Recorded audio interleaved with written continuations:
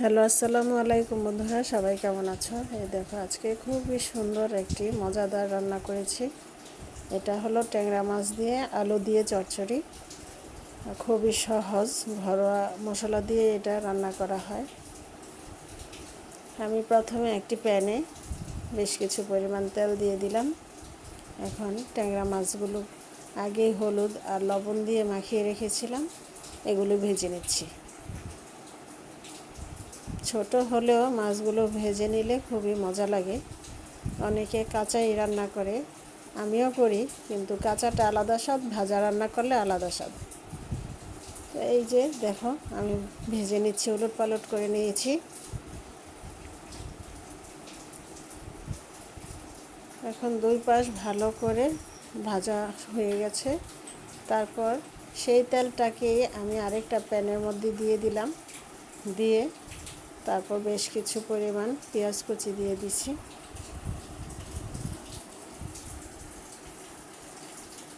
পেঁয়াজগুলো ভালো করে ভেজে নিচ্ছি। লাল লাল করে না ভাজলেও হবে, যেহেতু এটা রান্না করছি। দিয়ে দিলাম একটা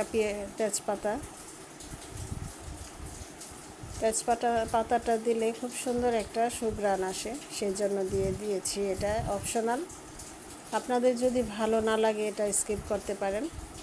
আমার কাছে তেজপাতার ঘ্রাণটা খুব ভালো লাগে।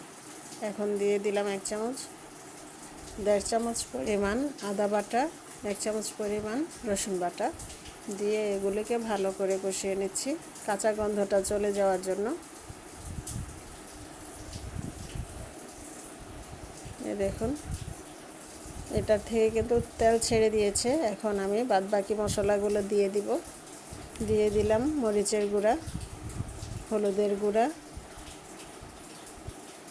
আলু রান্নার মধ্যে কিন্তু একটু ঝাল ঝাল না হলে ভালো লাগে না, তাই আমি একটু বেশি মরিচের গুঁড়া দিয়েছি।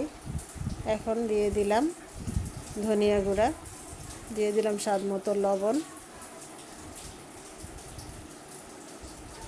আমার কাছে জিরার গন্ধটাও খুবই ভালো লাগে আলুর মধ্যে, আমি একটু জিরে গুঁড়াও দিয়েছি, এটা স্কিপ হয়ে গেছে।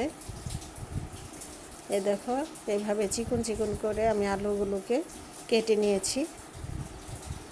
আর আমার এদিকে মশলাগুলো কষানো হয়ে গেছে।